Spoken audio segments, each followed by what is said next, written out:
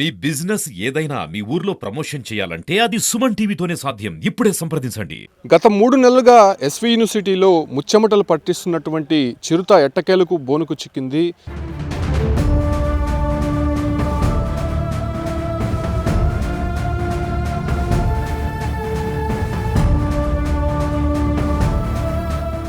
దాదాపు చిరుతతో పాటు చిరుత పిల్లలు కూడా ఇక్కడే సంచరిస్తుండడాన్ని అనేక సందర్భాల్లో ఇక్కడ ఉన్నటువంటి విద్యార్థులు సిబ్బంది కూడా చూసినటువంటి పరిస్థితి. అయితే ఫారెస్ట్ అధికారులు మాత్రం దాన్ని పట్టుకునేందుకు 4 బోన్లు ఏర్పాటు చేశారు, ట్రాప్ కెమెరాలు ఏర్పాటు చేశారు, దానికి సంబంధించినటువంటి సూచిక బోర్డులు ఏర్పాటు చేశారు. యూనివర్సిటీ విద్యార్థులు కూడా కొన్ని సర్క్యులర్స్ అయితే జారీ చేశారు. అంటే చిరుత దాదాపు ఈ ప్రాంతంలోనే 3 నెలల పాటు తిరుగుతోంది.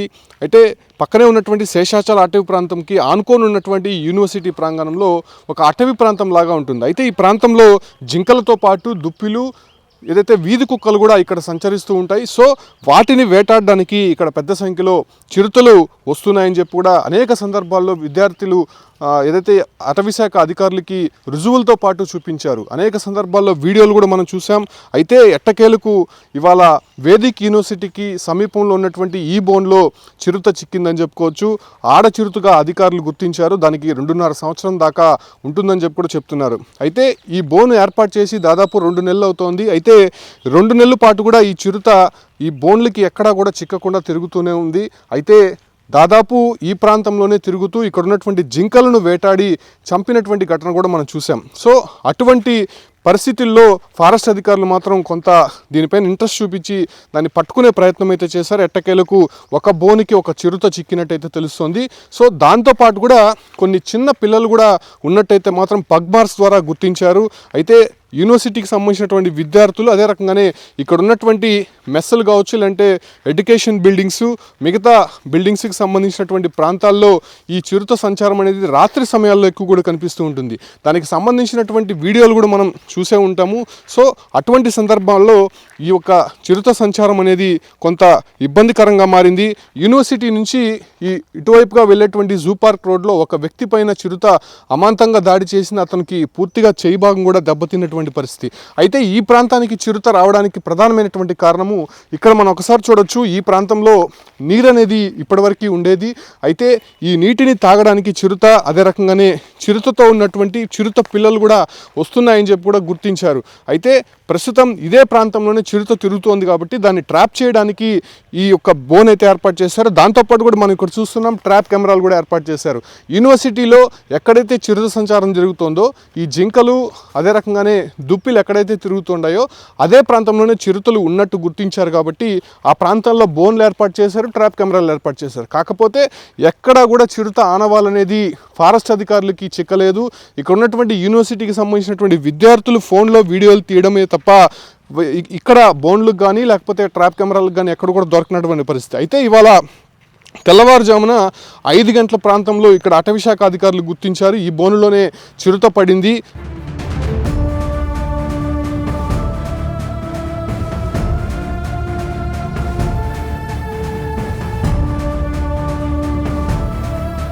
అయితే ప్రస్తుతం ఈ చిరుతని చిట్వేల్ ప్రాంతానికి సంబంధించినటువంటి అటవీ ప్రాంతానికి తీసుకువెళ్లారు.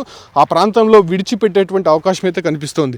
అయితే ఈ బోన్లోనే చిరుత పడింది. అయితే ఈ బోన్ నుంచి వేరే బోన్కి చిరుతని షిఫ్ట్ చేసి ప్రత్యేకమైనటువంటి వాహనంలో తీసుకెళ్ళినట్టయితే తెలుస్తోంది. అయితే ప్రస్తుతం చిట్వేల్ అటవీ ప్రాంతంలో దాన్ని విడిచిపెట్టినట్టయితే తెలుస్తోంది.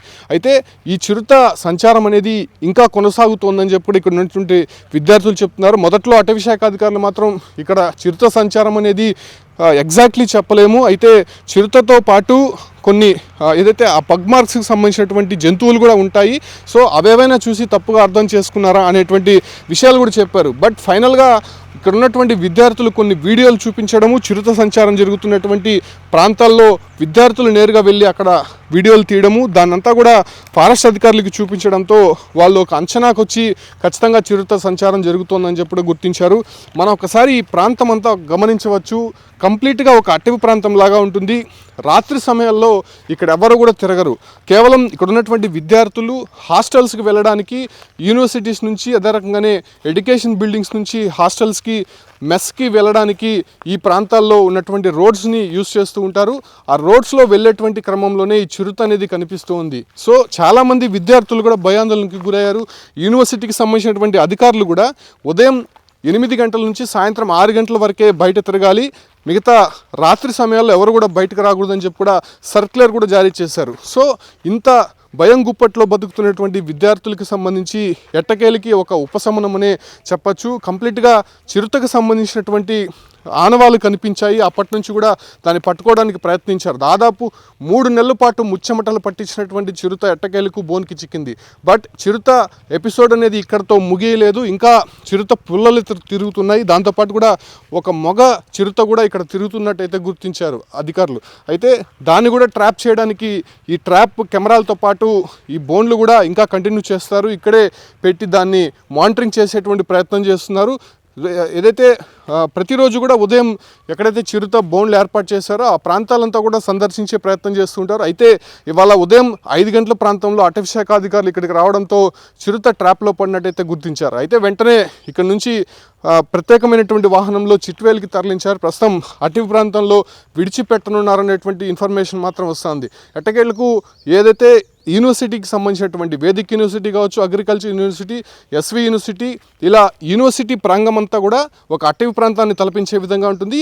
ఆ ప్రాంతాల్లో చిరుత సంచరిస్తూ ఇలా ఇక్కడ తిరిగేటువంటి కుక్కల్ని కావచ్చు, జింకలు అధిక సంఖ్యలో ఇక్కడ ఉంటాయి. వాటిని వేటాడి తింటూ ఇక్కడే తిరుగుతున్నటువంటి పరిస్థితి. అయితే జింకల్ని, కుక్కల్ని వేటాడి తింటే ఒక రకంగా ఉంటుంది. అయితే ఇక్కడ పెద్ద సంఖ్యలో విద్యార్థులు ఉంటారు, చాలా బిల్డింగ్స్ ఉంటాయి, అడ్మినిస్ట్రేషన్ బిల్డింగ్స్ ఉంటాయి, అధికారులు తిరుగుతూ ఉంటారు, సిబ్బంది ఎక్కువ కూడా ఇక్కడ ఉండేటువంటి పరిస్థితి. సో వాళ్ళపైన అటాక్ చేస్తే ఏ రకంగా ఉంటుంది అనే భయం గుప్పెట్లో బతుకుతూ ఉన్నారు. బట్ ఇవాళ ఒక చిరుతని ట్రాప్ చేశారు కాబట్టి కొంత ఉపశమనం అయితే లభించింది. అయితే మిగతా చిరుతల కోసం ఫారెస్ట్ అధికారులు వేటైతే కంటిన్యూ అవుతుంది. ఈ బోన్లు అలాగే ఉంచి అదే రకంగానే ట్రాప్ కెమెరాల ద్వారా వాటిని గుర్తించే ప్రయత్నం అయితే చేయబోతున్నారు. ప్రస్తుతం పడినటువంటి ఈ చిరుతను మాత్రం చిట్వేలికి తరలించినటువంటి పరిస్థితి కనిపిస్తోంది.